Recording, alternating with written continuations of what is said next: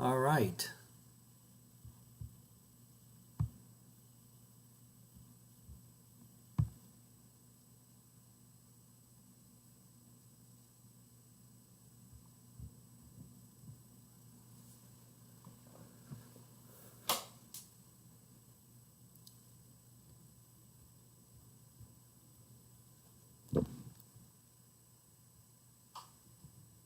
Okay.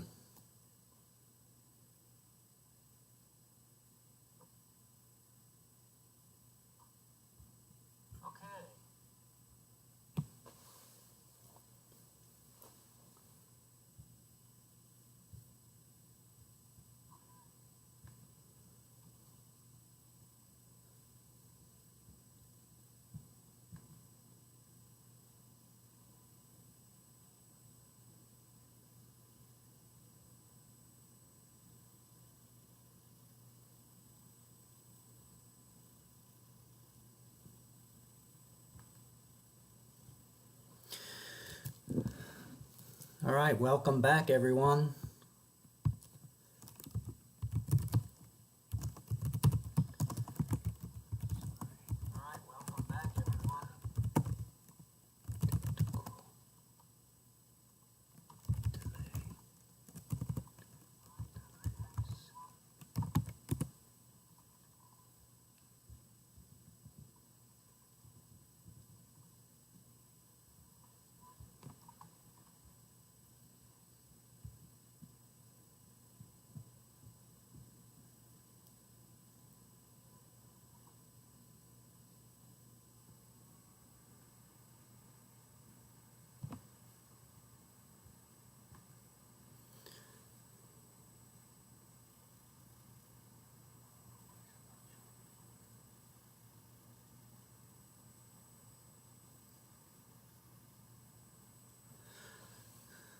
All right, so welcome back. I see that there are a couple of you watching, so I'm going to give this a couple minutes and then we hopefully will get started.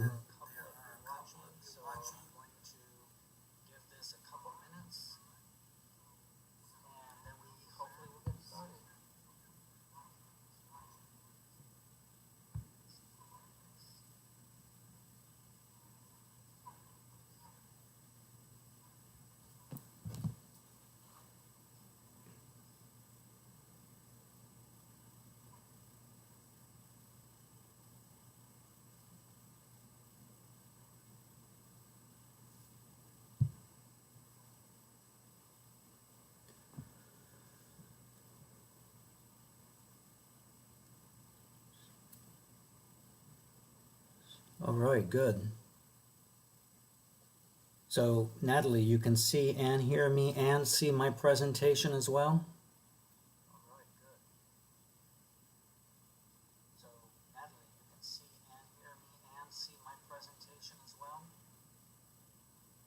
Okay, CWDW Tuesday says yes. Okay. So since I told everyone we'd get started at 11, I'm going to wait just a couple minutes and hopefully those people will rejoin us. I see the chat's working. That's wonderful. Wow, I don't know what the issue was, but hopefully this is going to go smooth now.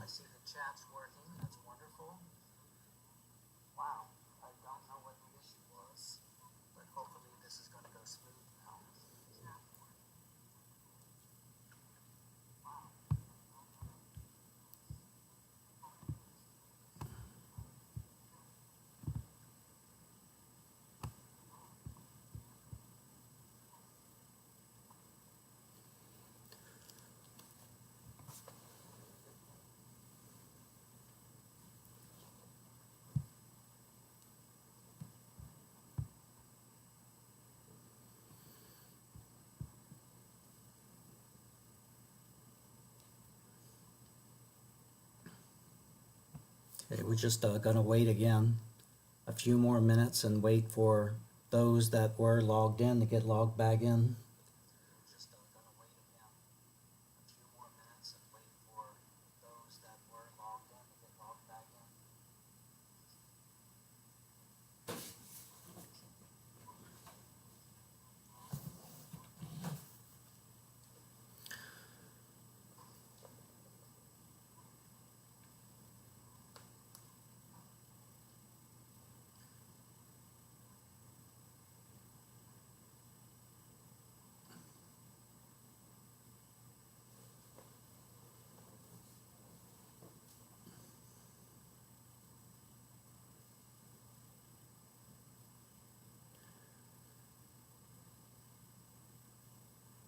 All right, well, I think I'm going to go ahead and get started. So welcome. For those who don't know me, my name is Mark Guillette, and I am a solar system ambassador. And I will explain that to you in just a moment, what that means. Today I'd like to welcome some special guests that I have attending today's presentation. We have patrons that will be attending from both the Orange and the Osceola County, Florida Library System. So if you're watching, welcome so much.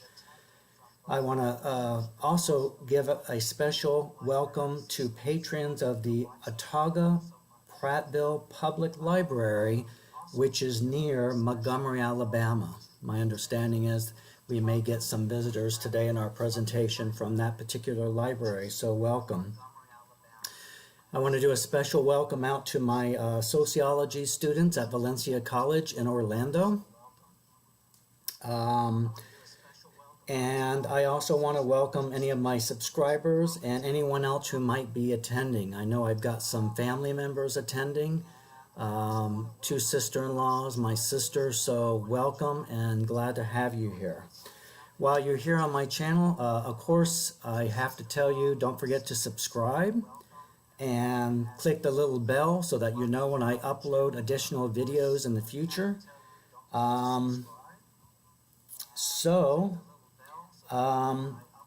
Couple notes about today's presentation.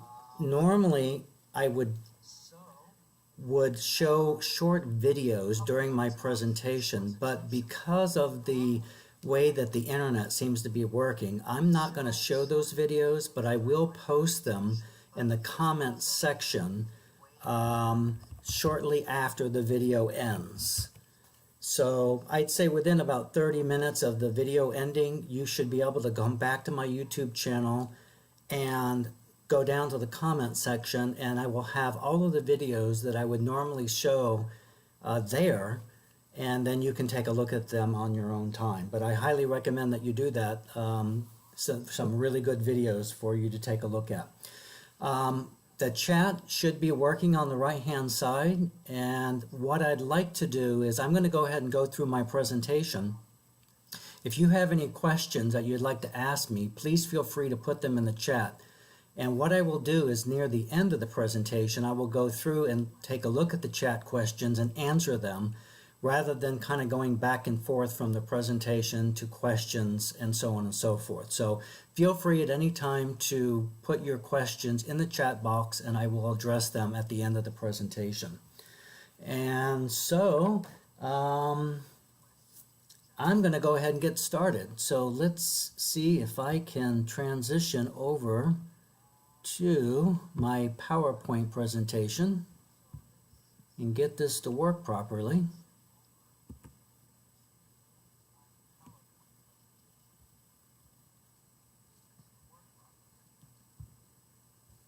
All right. So again, my name is Mark Guillette, and I am a solar system ambassador for NASA and JPL. And I noticed that my PowerPoint just went out, and I don't know why. A solar system ambassador is basically a fancy way of saying I'm a volunteer for NASA. I do not get paid for what I do. I do not work for NASA. And I just have a lot of enthusiasm and very excited about our space program. And so I received special training through the JPL, which is part of NASA. And then I am able to go out into the community and put these presentations on so that you can learn more about NASA. I'm hoping that my PowerPoint slide presentation will come back. Not sure why it's disappeared on me. There we go. All right. So anyone who's watching, you can apply to be a solar system ambassador, and all you have to do is in the month of September, go to NASA's website, do a search for solar system ambassador, and they accept applications in the month of September, and all of the criteria that you must meet will be clearly stated on the website. All right. Here's today's brief agenda. I want to spend just a little bit of time talking about NASA's past, of course talking about the Apollo program and the Space Shuttle program. We're then going to go on and take a look at, well, what's happening now at NASA. So we'll spend some time talking about the International Space Station.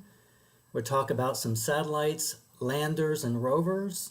We'll talk about the NASA Commercial Crew Program. And we'll spend a moment talking about what's called CubeSats. And then we'll transition over and talk about, well, what's coming up? What's the future hold for NASA? And I'll spend some time talking about the James Webb Space Telescope and the SLS, or the Space Launch System, and the Orion capsule, which is all part of the Artemis program. And then at the end, we'll have time for questions and answers.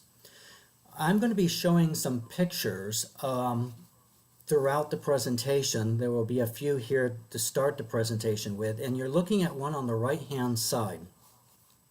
And let me see if I can perhaps increase the size of this a little bit. Maybe I shouldn't mess with this. Maybe I should leave it alone.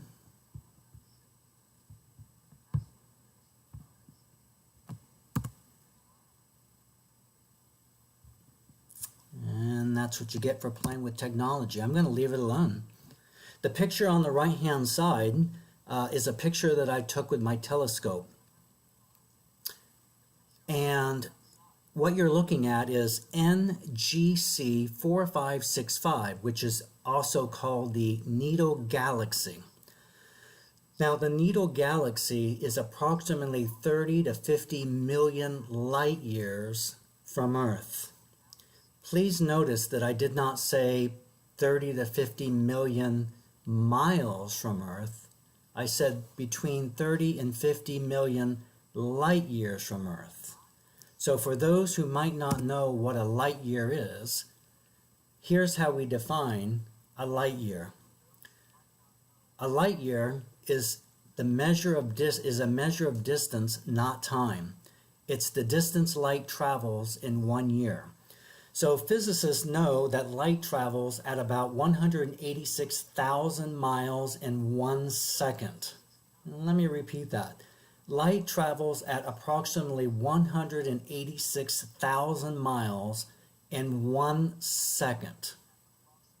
Now, I don't know if that's incredible to you, but that's pretty incredible to me. So 1 light year equals about 5.8 trillion miles. Okay, 5.8 trillion miles.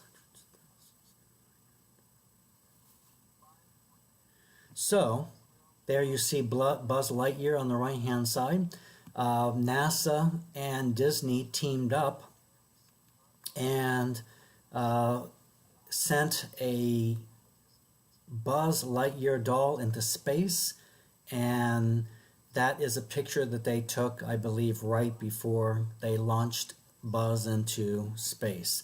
By the way, if you're not aware of it, Buzz Lightyear, the character that you're looking at, was actually named after Edwin Aldrin, or Buzz Aldrin, the second man to walk on the moon.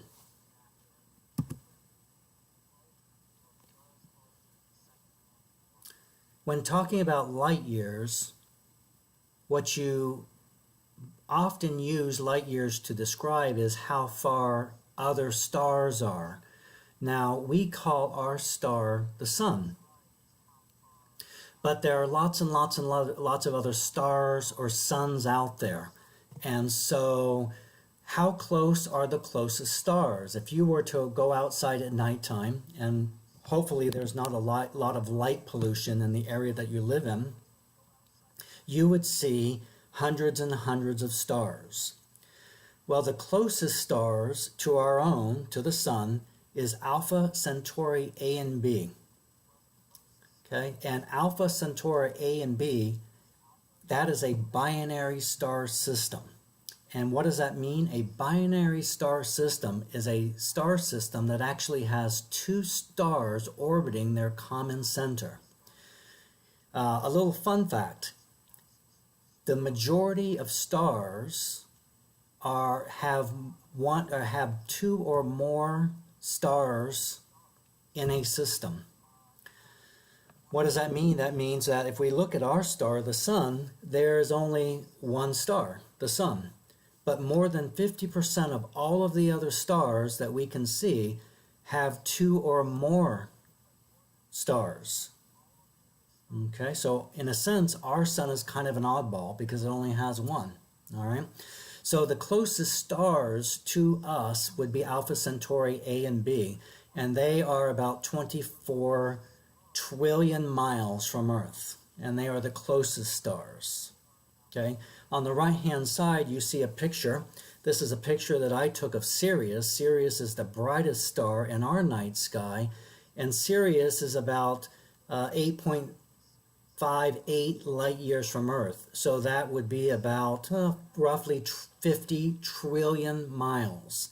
So when we talk about astronomy, we're talking about very, very large, vast distances, and that's why we have to use light years, how fast light travels, to describe how far things are, rather than simply talking about miles, because miles just isn't enough to do it. All right, so as I said, the universe is really big, and so it is really, really, really big. And so here are a couple other pictures that I have taken. The one on the left-hand side is M33. This is known as the Andromeda Galaxy. This is the nearest large galaxy to our own galaxy, which is the Milky Way galaxy. Andromeda Galaxy is roughly about 2.5 million light years from Earth.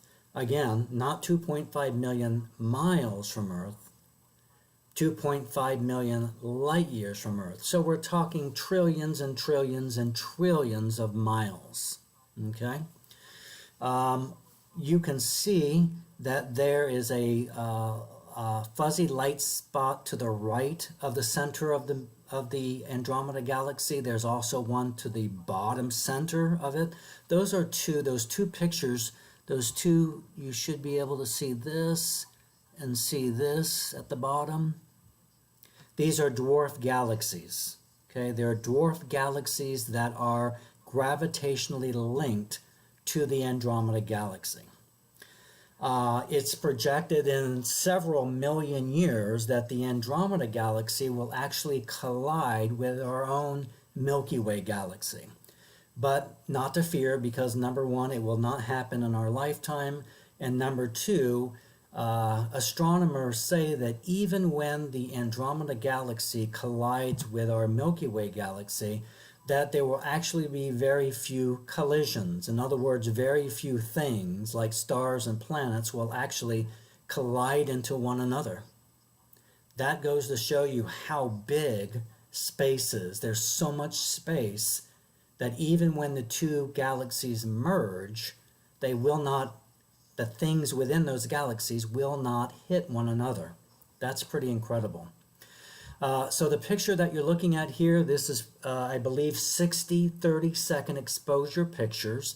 Whenever taking pictures of deep sky objects like galaxies, you can't just take a picture. You have to take lots of pictures and use computer software to merge or stack those pictures together. And in the process of doing that, what you're doing is you're bringing out the light. And so astronomy, astrophotography specifically, is all about gathering a lot of light. And the more pictures you take and the longer you keep your shutter open on your camera, the more light that you collect. So if I had an unlimited amount of time on my hands and unlimited patience, I would stay outside for hours and hours, clicking away at the camera and collecting not 60 pictures, but maybe 600 pictures or 6,000 pictures. And if I was able to do that and stacked all those individual images together, my pictures might be NASA quality. My pictures are not NASA quality, as you can look at, but I am proud of them because they are my pictures. Over on the right-hand side, this is a picture of M31. This is the Triangulum Galaxy. This is the second largest large galaxy to our own Milky Way. it is about 2.7 million light years from Earth. So again, a very long distance. Two more pictures and then we're going to transition. And the galaxy has a lot of really cool stuff. The universe has a lot of cool stuff. On the left-hand side, this is a picture that I took of the Flame NGC 2024 and Horsehead NGC 2023 nebula. A nebula is simply a collection of gas and dust. And so the cloud of gas and dust has a variety of different forms and shapes. And so you can see here on this picture that it has created a really neat looking feature in the sky. Okay, you can see this in the Orion constellation. So if you go out during the time of year where the Orion constellation is visible and you know where to look, it's actually not far from Orion's belt, which I think a lot of people are familiar with. If you know where to look, you can see a very light fuzzy patch in the sky, and that would be the Horsehead and Flame Nebula. It will not look like this because this picture is magnetized, but you can still see it with the naked eye. Over on the right-hand side, we have our star. We call our star the Sun. And the Sun is approximately 93 million miles from Earth. So now we're not talking light years, we're actually talking miles. So in astronomical terms, the Sun is not that far from us at all, only 93 million miles away. I am pointing out to you that there's a solar prominence. And so this is the solar prominence right here. This prominence, kind of like a solar flare, extends between 10 to 12 million light years. 10 to 12 million miles from the surface of the Sun. Okay? So if I can get my little pointer back, this right here extends between 10 to 12 million miles from the surface of the Sun.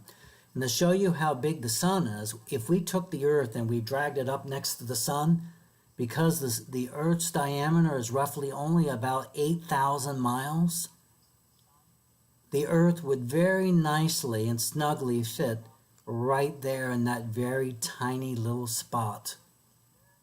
Okay, the Sun makes up almost 99% of all of the mass in our entire solar system. That means that there's only about 1% left over that makes up all of the planets, all of the asteroids, and everything else that's within our Milky Way galaxy. So that's pretty amazing to think that the Sun really is so incredibly large. Again, making up about 99% of all of the mass in our solar system. All right, so now on to NASA. NASA was formed back in the late 1950s, and shortly after the Russians put the first satellite up in the space and started putting humans up in the space, the United States government started to become very concerned and said, you know what? We need to get into the race, the space race. And so there were several programs that led up to the Apollo program, the Mercury program, the Gemini program, but I'm going to skip those and we're going to go right to the Apollo program, which is the program that took us to the moon. Just last year, just months ago, we celebrated the 50th anniversary of the landing of the first human being on the moon. Does anyone happen to know who that is? Neil Armstrong. And as I mentioned earlier, the second man to walk on the moon, Buzz Aldrin, was shortly behind Mr. Armstrong. So we're celebrating the 50th anniversary. It's already been 50 years.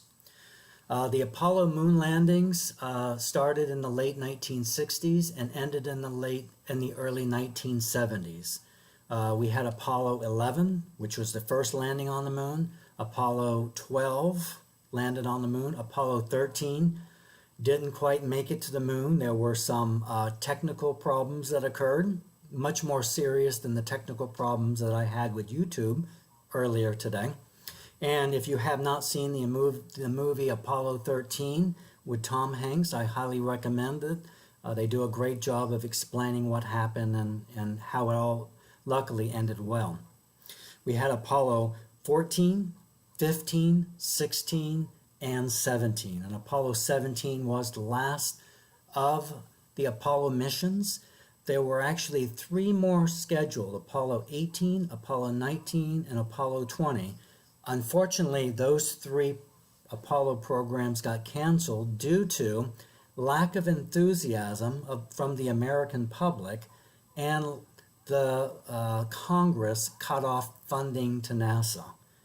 Now, how people can become disinterested in human beings going to the moon, I'm not really sure, but apparently that's exactly what happened back in the early 1970s.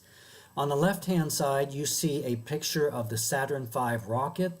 That's the rocket that was used to launch humans up into space and to the moon. It was named Saturn V because it had 5 main engines. On the right-hand side, you see a picture of the command module here. This is what the astronauts would return to Earth from space using. If you happen to live in Central Florida, you can go over to the Kennedy Space Center and you can see the actual command module used for Apollo 14. The Apollo 11 command module, the first landing of men on the moon, is in the Smithsonian Institute in Washington, D.C. And so for those that might not be familiar, if we look at the big rocket, the command module that the astronauts came back to Earth on, that would be right there in that very top part of the Saturn V. So that's where the astronauts would ride to space in. And then all of the rest of this stuff would eventually be discarded because it was not needed. Okay? All right, let's see if I can freeze my screen by showing you this fancy little... All right, it's going to work. So here are the different Apollo landings on the moon. And you can see the patches on the right-hand side. Every NASA patch, every NASA mission has a patch, and so you can see the official patches on the right. On the left-hand side, you can see each of the Apollo missions loading up on the left-hand side. On the bottom right-hand side of your screen, you see the actual time that everything is occurring. So it's a pretty neat graphic. So I'll go ahead and let that run through so that you can continue to take a look at it.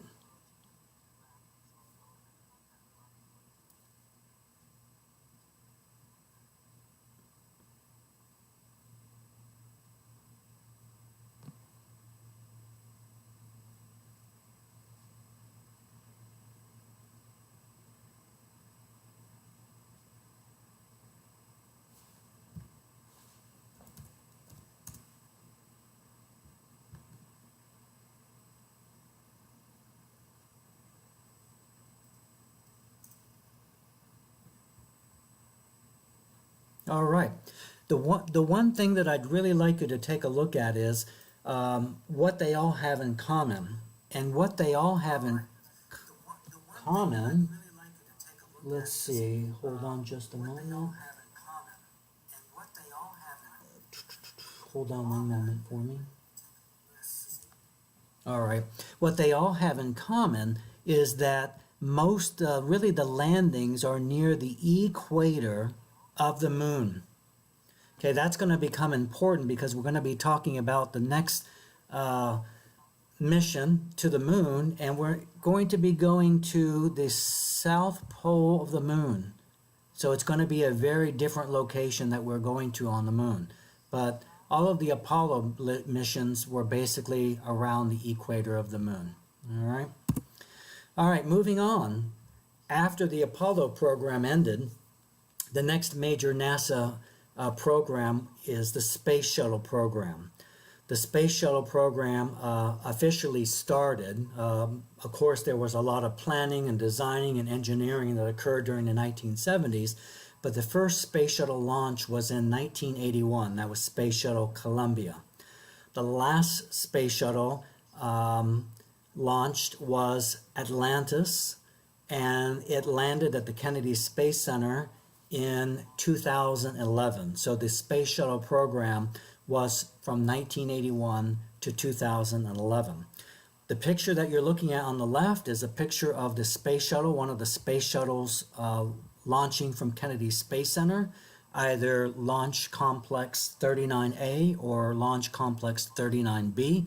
There were two launch complexes used to launch the space shuttles. And over on the right-hand side, you see one of the space shuttles coming in for a landing at the Kennedy Space Center. The space shuttle was very unique, and it did need rockets to get it up into space, so it was considered a rocket. But when it landed, when it came back to Earth, it was basically a glider. It did not have any engines, which means that when the astronauts were getting ready to land, they had to know what they were doing because they didn't have the opportunity for a second attempt. They had one opportunity to land the space shuttle and one only. And luckily, they never, with all of the missions, there were 135 space shuttle missions combined, they never had any problems or issues landing any of the shuttles, which is a tribute to how awesome our astronauts are. They work very hard, they train very hard, and those are my heroes. Kim Kardashian, not a hero of hers.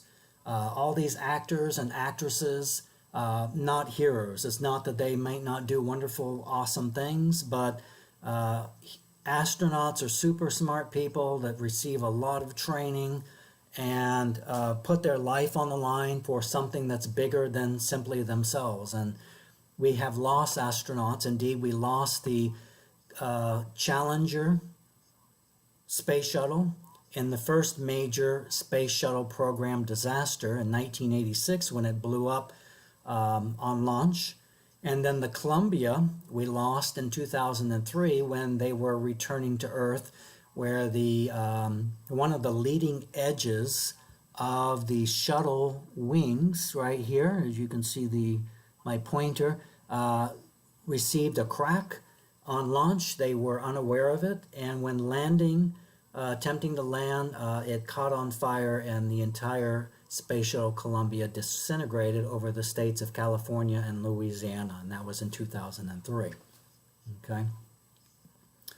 So there were two major losses in that program. As I mentioned earlier, if you go over to the Kennedy Space Center, you can see a picture of, you can actually see this picture, you can see the Atlantis. This is one of the 5 space shuttles, the real thing on display, and they did an awesome job. I really have to say they did an awesome job of putting this space shuttle on display at the Kennedy Space Center. I went to the California Science Center in Los Angeles, and there you will see the Endeavour space shuttle, all right, on display. I've not seen the third one, which is Discovery. Discovery is the third and last of the remaining 5 shuttles, and that's currently on display at near the Dulles Airport in one of the Smithsonian Institutes. Okay. All right. Where do astronauts hang out?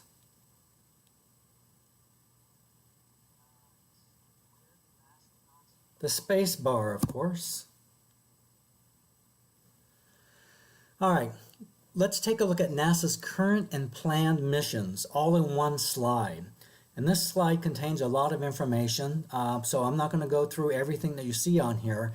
But when I saw this for the very first time, I was shocked at the number of missions that NASA is a part of, both current and things that are coming up. So these are all here.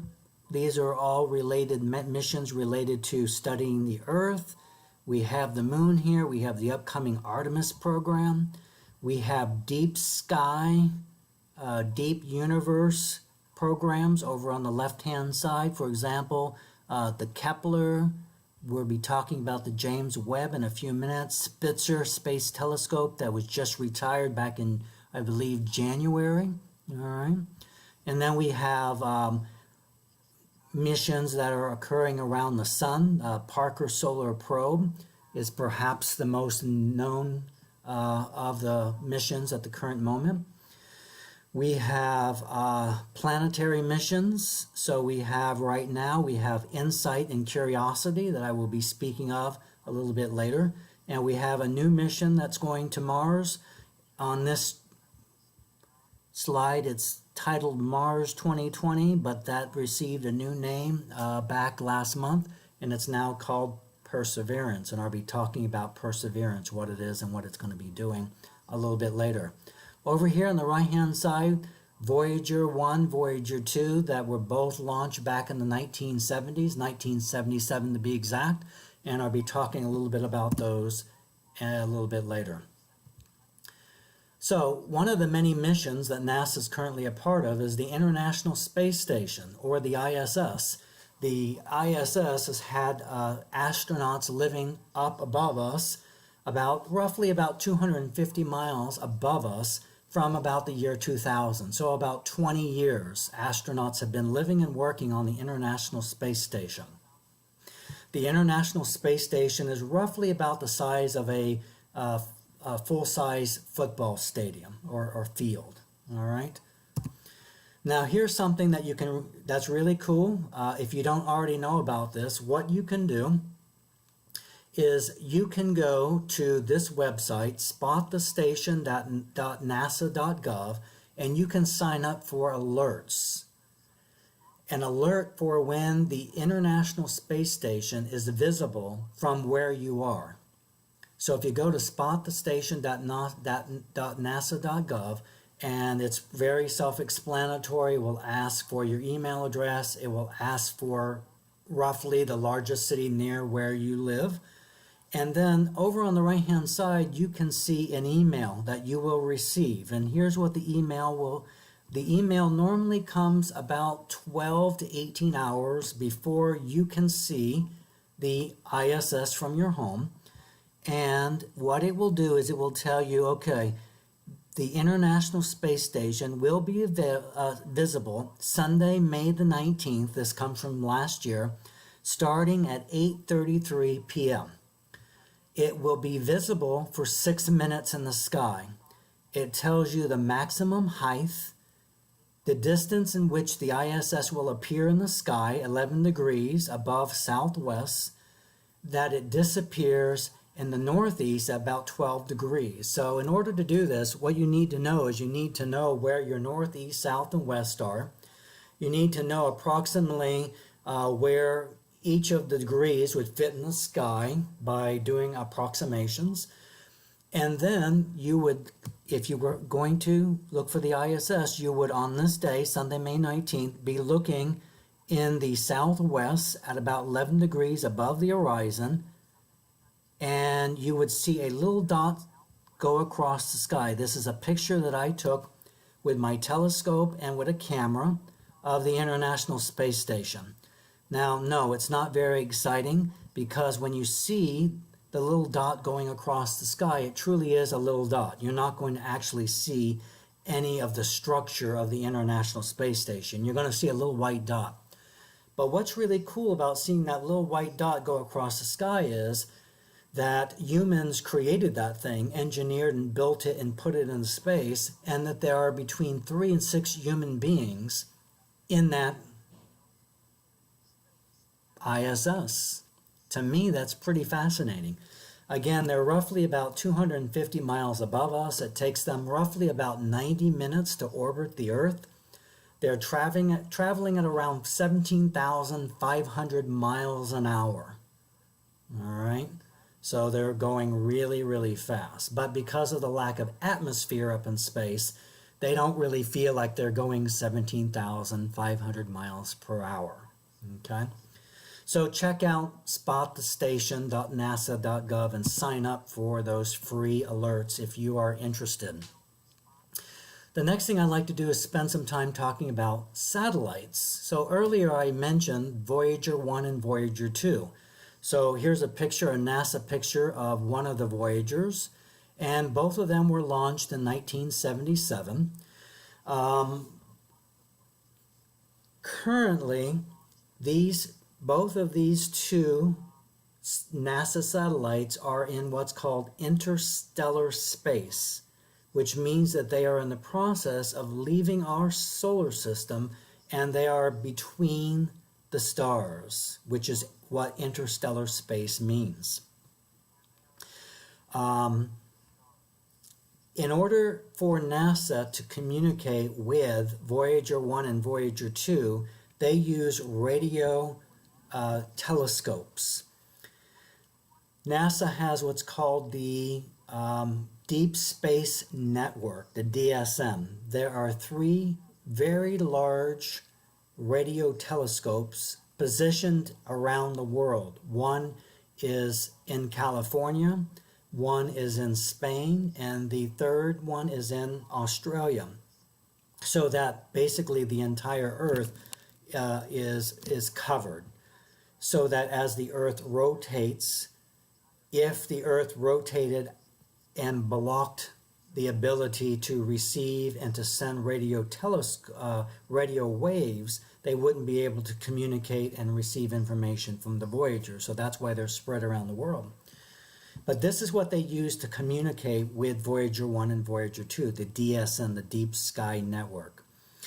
Now here's some interesting information. When NASA sends any uploads to Voyager 1 or Voyager 2, it takes approximately 17 hours from the moment that they click enter on their computer for the radio wave to be received at Voyager 1 or Voyager 2.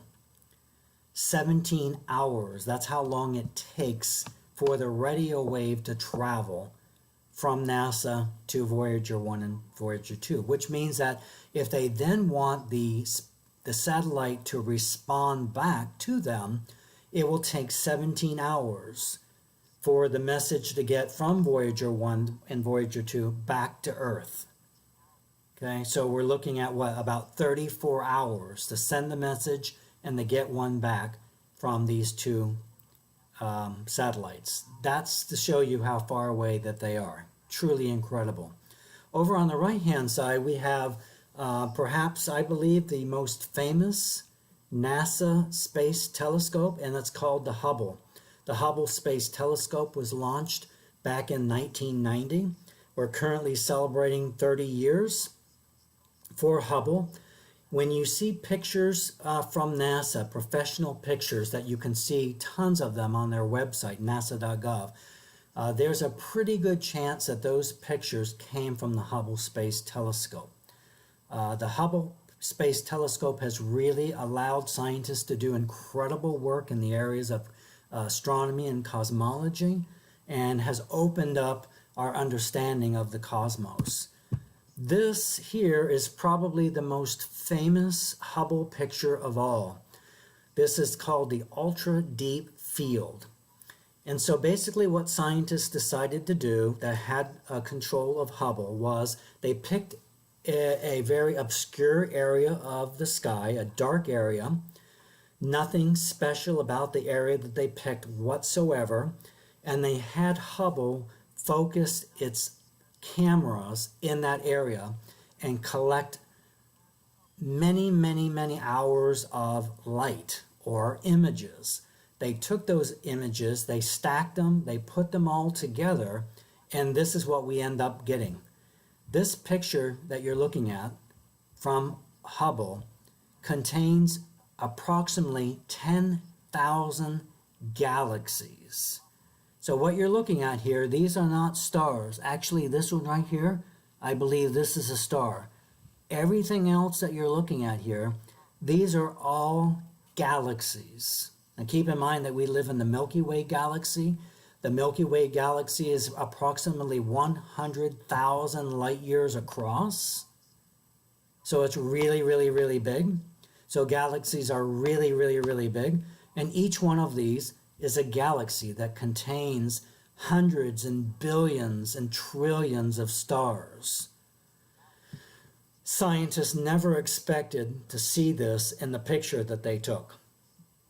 Never expected it at all, but yet in a very, very, very tiny area of the sky, a very tiny area, we find approximately 10,000 galaxies, which basically tells us is that there are millions and millions and millions of galaxies in the universe, in the known universe, and we don't even know what's going on in the unknown universe. So it's incredible. This is why I get excited about astronomy and cosmology and NASA and rockets, because of intellectual curiosity. You know, what's going on out there? It's mind-blowing. And let's move on. Let's take a look at landers and rovers. Over on the left-hand side, we have the Mars InSight lander. This landed on Mars back in November of 2018. And this is currently on Mars doing some drilling. This is the major drill on this lander. The ultimate goal is to be able to drill down, I believe, about 6 feet, 6 full feet, to collect soil from 6 feet below the Mars surface, and then to take that sample and to do some experiments with it based on the instruments that are on board the InSight lander. It is a lander, which means that once this landed, it stays in that position. It's not going to move around at all. So lander is in the one and only place that it's going to go to on Mars. Over on the right-hand side, we have the Mars Curiosity rover. This landed on Mars back in August of 2012. And since this is a rover, you can see the wheels here. It actually moves around Mars. It doesn't go miles and miles and miles, but it is able to move around and to do different experiments with the onboard instruments. It also has many cameras that are on board, like the one that you see right here. And so it is able to take a lot of pictures of Mars. And if you go onto nasa.gov, you can see a lot of the pictures that the Curiosity rover has taken. All right, NASA's newest Mars rover. It's been under construction for quite a number of couple years now, I believe. It was built at the NASA JPL facility near Pasadena, California. It was originally called Mars 2020, but just about 4 weeks ago, I believe it was, it received its official name. And so now, instead of being called Mars 2020, it's called Perseverance. So this is a artist rendition or an illustration of what it will look like when it's completely built. It is scheduled to be launched from Cape Canaveral, just south of Kennedy Space Center in Florida, on July 17, 2020, so just a few months away. If you happen to live in Central Florida, put that on your calendar because you will be able to see this launch, hopefully even from your home. You won't need to go to Kennedy Space Center or Cape Canaveral. And then by early of the following year of 2021, I believe it's going to be February, if I'm not mistaken, it will be landing on Mars.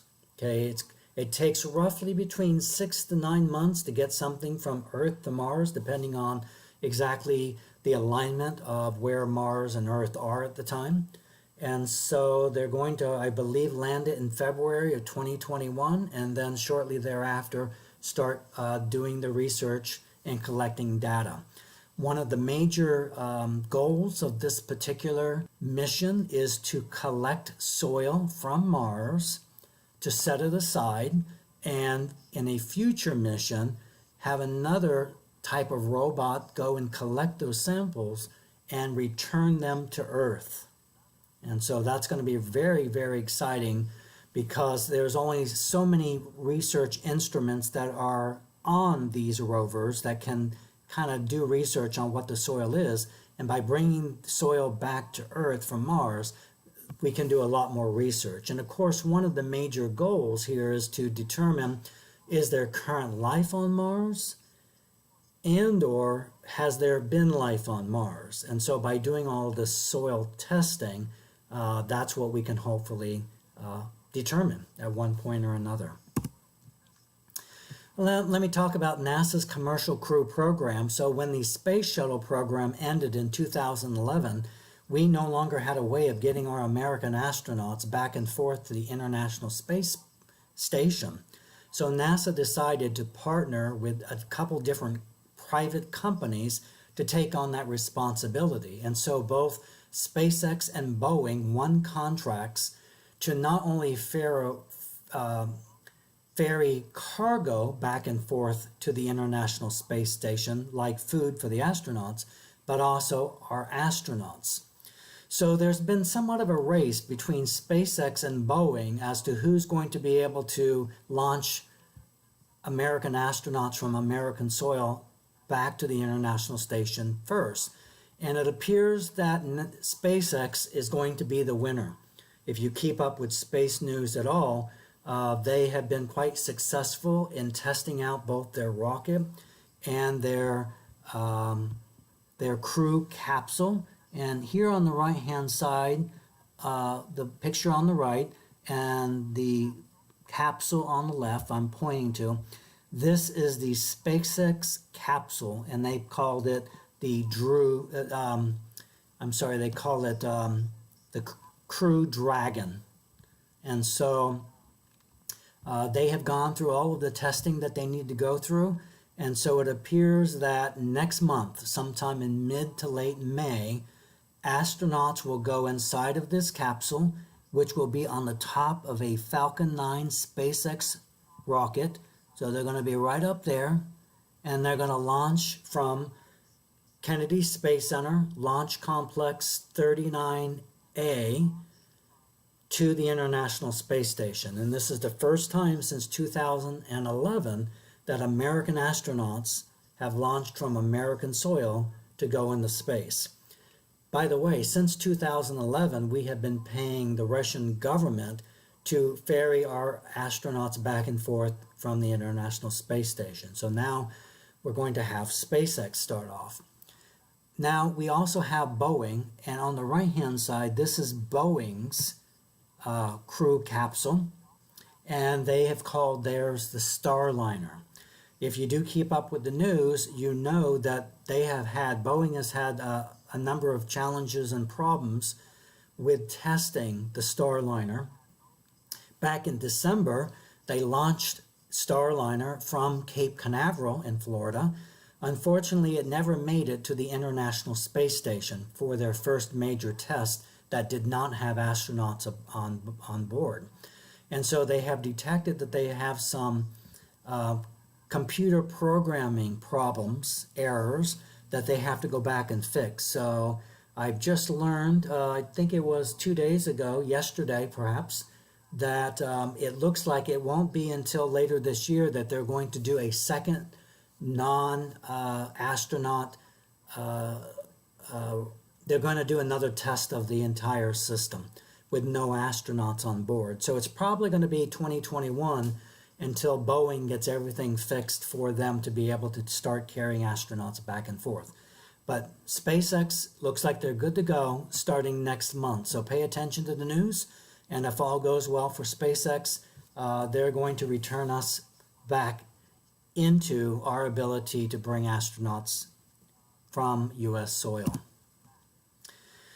All right, I want to talk about CubeSats. I don't know how many of you have ever heard about CubeSats before. They're really, really cool. A CubeSat is basically a very, very small satellite. And you can see the picture on the right-hand side.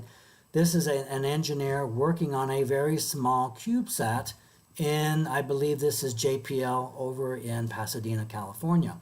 Now, this is kind of a large CubeSat. CubeSats can be very small. They can be as small as like a cube. And if you watch the video that I talked about earlier, you can go back to my YouTube channel about 30 minutes after our presentation. I will have all of the videos that I would normally show in the comment section. and you can take a look at how small CubeSats can really be. It's really incredible. What's really cool about CubeSats is that they're so small they can kind of hitch a ride with large satellites that are being launched by ULA or by SpaceX or even by NASA itself. They just kind of get put in where the larger payload is, and when they get up in space, it gets released, and it can go and collect some data. They're very small, they're very lightweight. Weight is very important when it comes to launches, because the heavier something is, the more expensive it is to launch it. So these are small, they're lightweight, and so it's very inexpensive to be able to launch these CubeSats. Very exciting. James Webb Space Telescope. So now we're talking about what's coming up. And we're going to talk about James Webb, and we're going to talk about the Space Launch System. All right, so the James Webb Space Telescope is the next super space telescope that is currently under development. It's been under development for many years. It's been delayed many, many times. It was scheduled to be launched back in the mid-2000 teens, like 2015, 2016, but it's been delayed and delayed and delayed and delayed because it is an extremely complicated, complex piece of machinery. This is now currently scheduled to be launched in 2021 from South America. It will operate at about 1 million miles from the Earth. Now, I mentioned earlier that the International Space Station is about 250 miles above us. The Hubble Space Telescope is about 350 miles above us. So they're both relatively close. James Webb will actually go about 1 million miles from Earth, and one of the reasons is that it has to get away from any source of heat, because this has to run in very, very cold temperatures. And believe it or not, the Earth generates heat, and if this was to be orbiting the Earth at about 350 miles above the Earth, there would be heat that would be affecting the James Webb Space Telescope, and they can't have that. So they have to launch it many, many miles away from Earth, which means that if the James Webb Space Telescope is launched and there is any type of engineering problem or any technical issues, there's not much that can be done. Okay? For example, if you look at this right here at the bottom, this is a sun shield. This must open completely to protect the main instruments of the James Webb from the sun. So this is the solar shield. If the solar shield does not open completely, thoroughly, the mission will be a complete loss. And so they must know that this is going to all work properly when it gets 1 million miles away from Earth. All right. The James Webb Space Telescope will use infrared photography, not like Hubble uses both infrared and visual photography. That's why we have such beautiful pictures. James Webb is based on infrared. And why infrared? Because infrared will allow us to look through the clouds of dust and gas that block many of the things that we want to look at in space. All right. For example, the nebulas, like I mentioned a nebula earlier, which is a cloud of dust and gas. You cannot look through those with visual photography, but you can look through that cloud of dust and gas with infrared technology. And so that's what James Webb will allow us to do. See places that we've never seen before. So this is a very, very exciting time. Hopefully they're going to get this launched next year and get this thing operational. And if they do, incredible science is coming our way very, very soon. All right, and the last major thing that I want to talk about that's coming up for NASA is our return to the moon and our push to go on to Mars. And so in order to go back to the moon and go on to Mars, NASA needed a new launch system. an entirely new rocket. And so the new rocket, as you can see on the left-hand side, this is a artist rendition, is called the Space Launch System, the SLS. And this will be, when completed, the biggest, most powerful rocket ever built in the world. Along the side here, you see these two solid rocket boosters. These come from the Shuttle program, okay, the Space Shuttle program. Right up here, this is where the astronauts will go in what's called the Orion capsule, and I'll be showing you a picture of the Orion capsule in just a moment. But last year, NASA announced the name of the new program, and the name for this new return to the program, return to the Earth program, is called Artemis. And Artemis is the twin sister of Apollo. And of course, the Apollo program was our first venture to the moon, as we were talking about earlier, back in the late 1960s and early 1970s. Speaking about the SLS, the rocket system, it's a heavy lift, deep space hardware, which means that not only will this be used to return us to the moon, this is the same rocket that will be used to take us deeper into space to Mars. It's evolvable, which means that it can be used for taking astronauts into space, which is displayed here in SLS Block 1, or in SLS Block 1B cargo, it can also, the same SLS rocket system can be used to launch satellites into space, okay? So Artemis 1, the first Artemis 1 is scheduled for the fall of 2021, so that's about a year and a half from now. And I'm going to show you what that mission looks like in a moment. Artemis 2 is scheduled for somewhere between 2022 and 2023. I'll show you also what that looks like in a moment. And Artemis 3 is currently scheduled for 2024. And if all goes right, that's going to be the goal for landing on the moon with astronauts again, 2024. And then we take this rocket onto Mars in the 2030s. Before I show you what Artemis 1 and Artemis 2 missions look like, this is a photograph of what the Orion crew capsule looks like. So this is what the astronauts will ride in up in the space, and then when they return to Earth, this is what they will return in. When the Orion crew capsule returns with astronauts back from space, it will be traveling at approximately 24,500 miles an hour. When the space shuttle returned from space, low Earth orbit, because the space shuttle never went further than roughly 350 miles away from Earth, it was traveling at about 17,500 miles an hour. But because this will be going much further into deep space, there's going to be a lot more speed. So they're going to be traveling faster, and there's going to be a lot more friction as the Orion capsule re-enters Earth's atmosphere.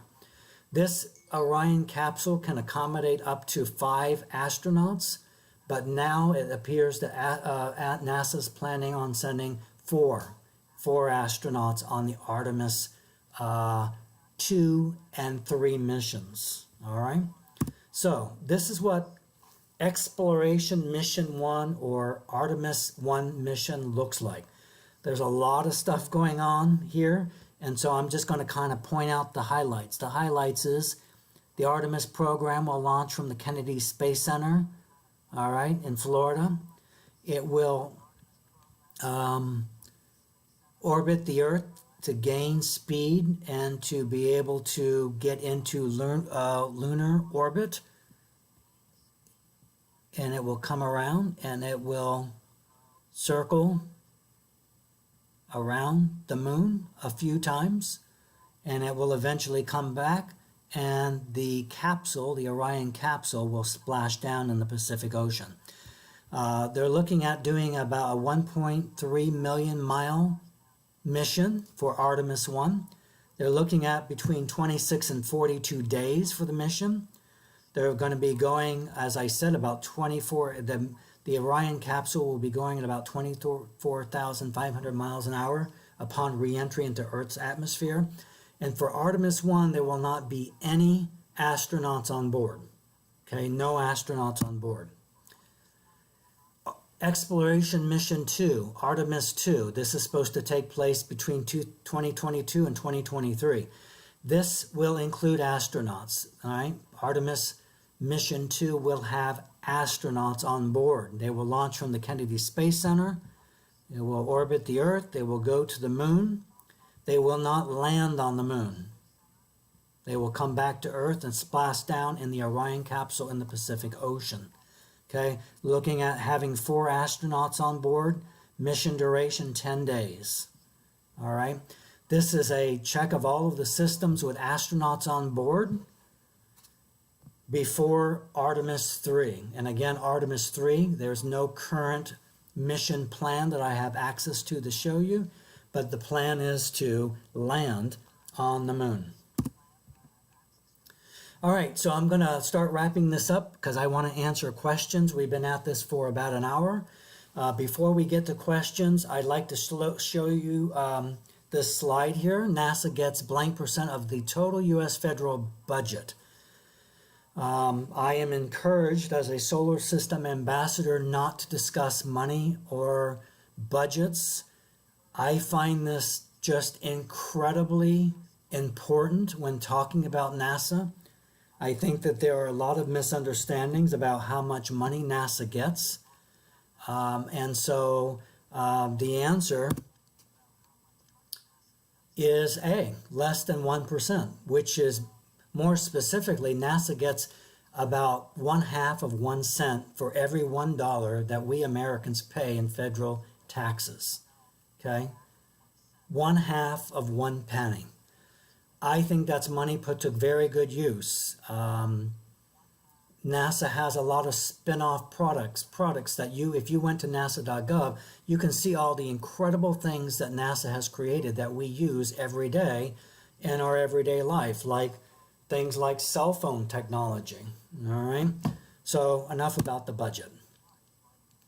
Couple more of my pictures before we go to questions and answers. On the left-hand side, you have the M51 Whirlpool Galaxy. This is about 23 million light years from Earth. And one of my astronomy friends, when I showed this picture to him, he said, "Hey, Mark, you know that you captured another galaxy here? See, this is a edge-on galaxy. We're seeing the edge of it. This is a face-on. So this is the edge." Well, that apparently, this edge-on galaxy that I by mistake caught is IC 4263. This is approximately 125 million light years from Earth. This is really, really, really far.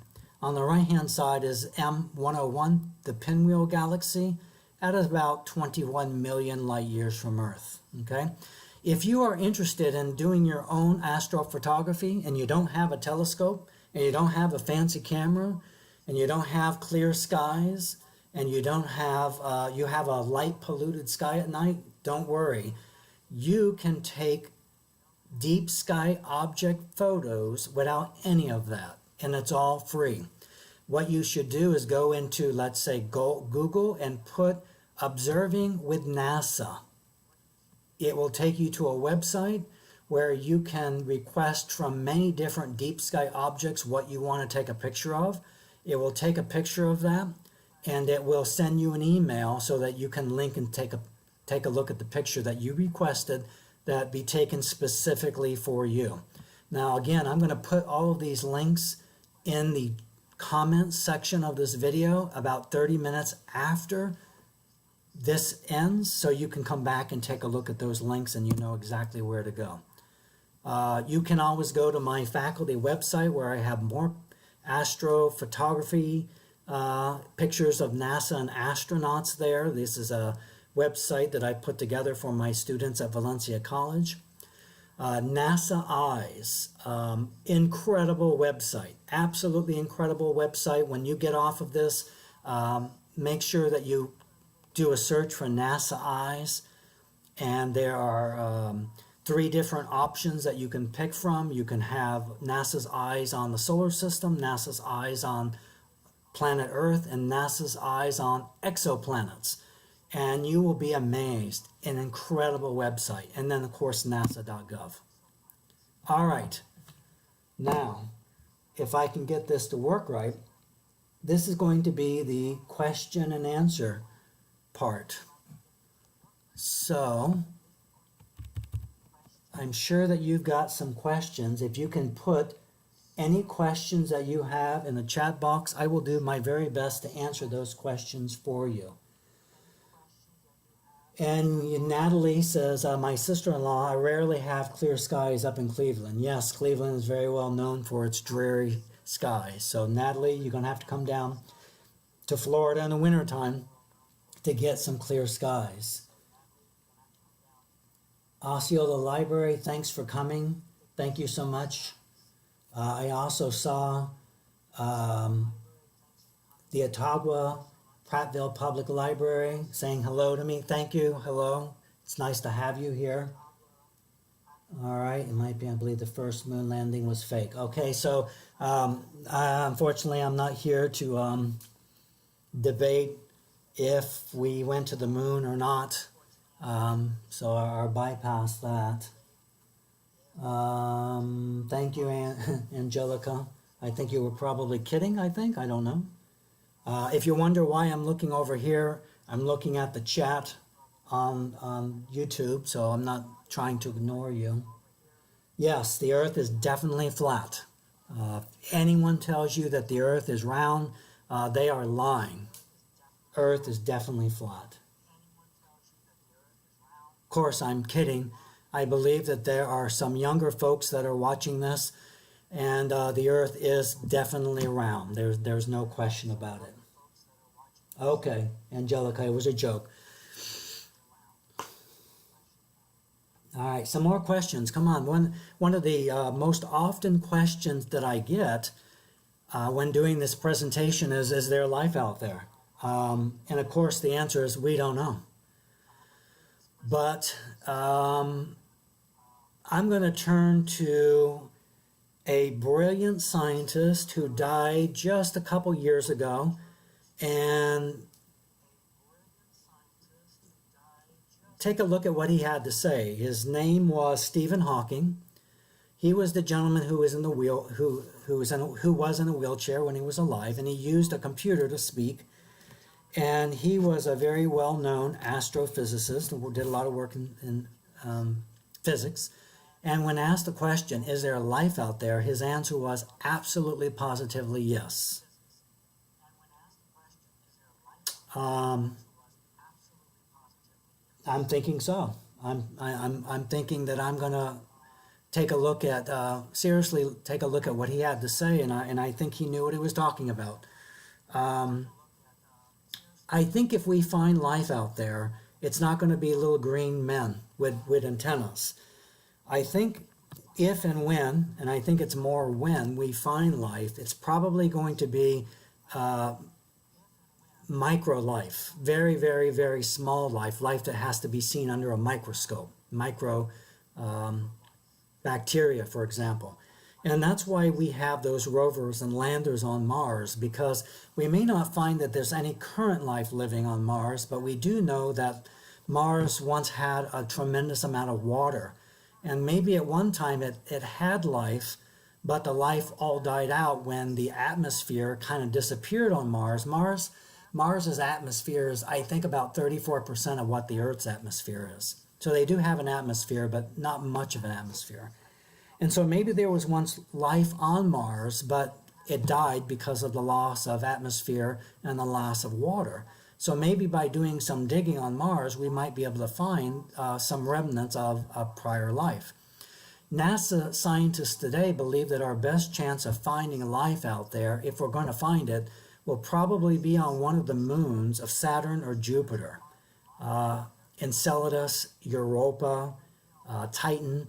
Why? Because they have liquid or ice water. And we know that based on what we know about life today, life requires water, at least as we know it. And so there's water there. And so where there is water, there may be life. So there are some current missions that are being planned to go to, let's say, Europa, and to take a look at what's going on under the ice, and who knows what we're going to find. All right. All right, let's see here. Yes, compared to the amount of space out there, the odds of life are pretty good. I absolutely agree. I think that it would be a shame if we were the only things around. And I hope to be alive when that day comes when NASA or whoever discovers life out there. I can imagine what the headlines will be, life discovered here or there. And that, to me, is the biggest news that we could ever encounter in our entire lives, because that's going to change everything. It's going to change how we look at the universe, how we look at ourselves, and look at our place within the universe. And so it's going to be an incredible discovery.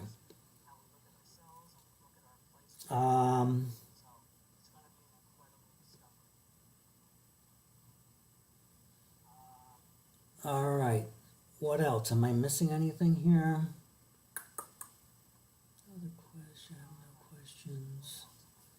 All right, so if anyone else has any questions, go ahead and type them in the box. If not, then I'd say in the next couple minutes, we're going to go ahead and wrap this up.